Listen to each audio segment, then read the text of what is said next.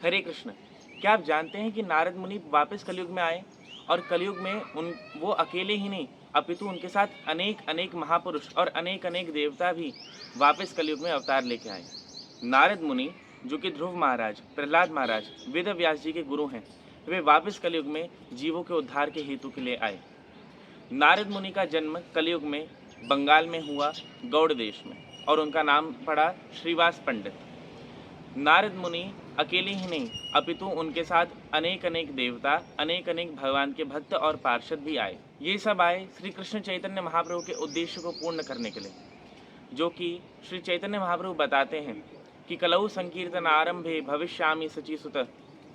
कलयुग के आरंभ में मैं सचीसुत के स्वरूप में प्रकट हो जाऊंगा।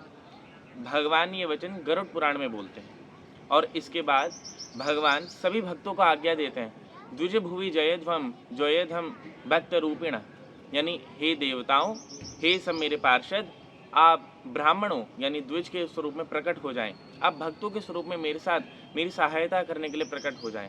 और उन्हीं भगवान श्री कृष्ण चैतन्य जो कि श्री श्री राधा और कृष्ण के मिलित स्वरूप हैं, उनकी सहायता करने के लिए, उनकी सेवा करने के लिए नारद मुनि भी प्रकट हुए।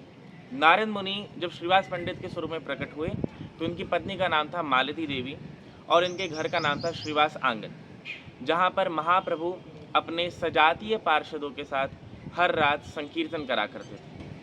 एक तो महाप्रभु नगर संकीर्तन पूरे नवद्वीप में करा करते थे और एक संकीर्तन केवल कुछ विशिष्ट भक्तों के साथ श्रीवास जी के घर में करते थे। और श्रीवास पंडित के घर में जो संकीर्तन होता था उसको साक्षात श्री कृष्ण और राधा की रासलीला बताया गया है। यहाँ तक कि एक बार संकीर्तन के समय श्रीवास पंडित के पुत्र की मृत्यु हो जाती है और अंदर सभी माताएं विलाप कर रही होती हैं, रुदन कर रही होती हैं, परंतु महाप्रभु के संकीर्तन में अड़चन ना आए, महाप्रभु के संकीर्तन में रुकावट ना आए।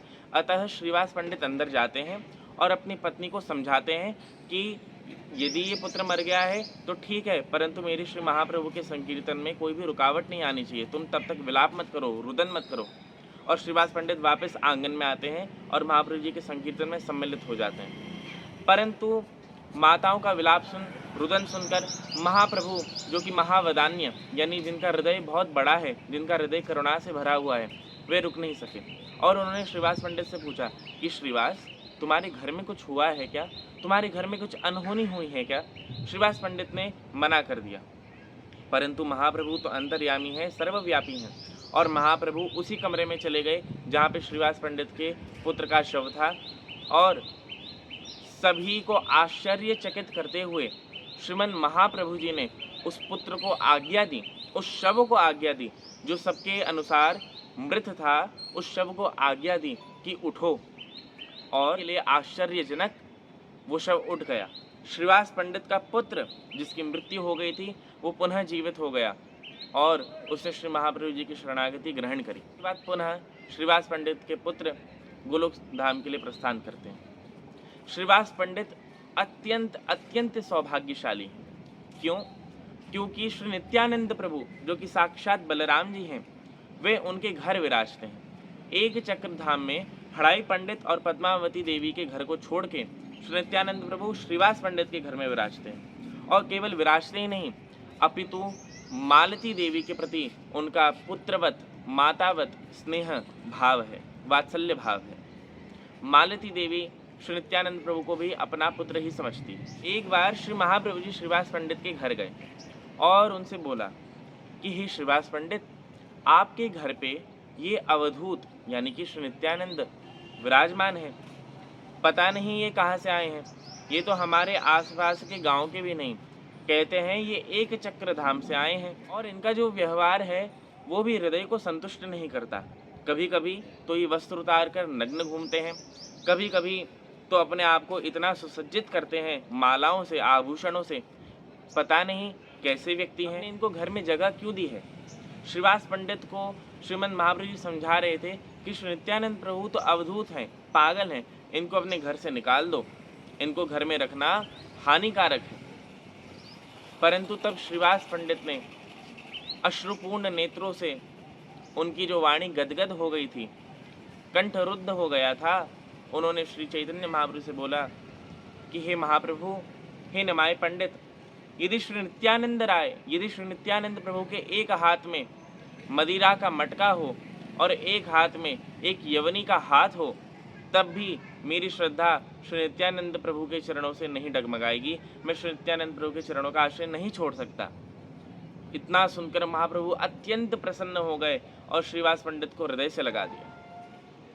श्रीवास पंडित अत्यंत सौभाग्यशाली हैं और सौभाग्यशाली ही नहीं अपितु वे अन्य लोगों को भी सौभाग्यशाली बनाते हैं। जीवों को श्री कृष्ण चैतन्य महाप्रभु के चरणाश्रित करा के श्रीवास पंडित अपने ही जैसे जीवों को सौभाग्यशाली बनाते हैं। जिस प्रकार वो सौभाग्यशाली हैं, उसी प्रकार वे अन्य जीवों को भी सौभाग्यशाली बनाना चाहते हैं और बनाते हैं। परंतु यह बात भी समझने की है कि जो श्रीवास पंडित को पद प्राप्त है, वे भाग्य का नहीं अपितु केवल अहेतु की कृपा, और श्रीवास पंडित की कृपा यदि किसी को मिले, वो भी किसी भाग्य अथवा सुकृति का फल नहीं अपितु अहेतु की कृपा, श्रीवास पंडित की, गुरुदेव की, भक्तों की अहेतु की कृपा का ही फल है। गौड़ीय संप्रदाय में श्री श्री राधा कृष्ण के अर्चन के साथ श्रीमन महाप्रभु जी का भी अर्चन होता है, और महाप्रभु जी का अर्चन अकेले ही नहीं अपितु कई स्वरूपों में होता है।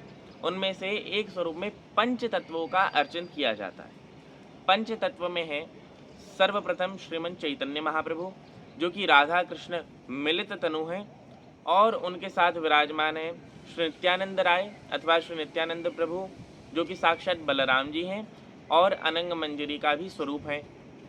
उनके साथ विराजमान है श्री अद्वैताचार्य, महाविष्णु और सदाशिव का मिलित तनु बताए गए। और महाप्रभु जी के बाईं ओर विराजमान है श्री गदाधर पंडित, जो कि साक्षात श्रीमती राधा रानी है, और गदाधर पंडित के बाईं ओर विराजमान है श्रीवास पंडित, जो कि स्वयं श्री नारद मुनि। नारद मुनि सभी युगों में जीवों का उद्धार करते हैं। सतयुग में ध्रुव महाराज, प्रहलाद महाराज, द्वापर युग में वेद व्यास जी के गुरु श्री नारद मुनि ही हैं।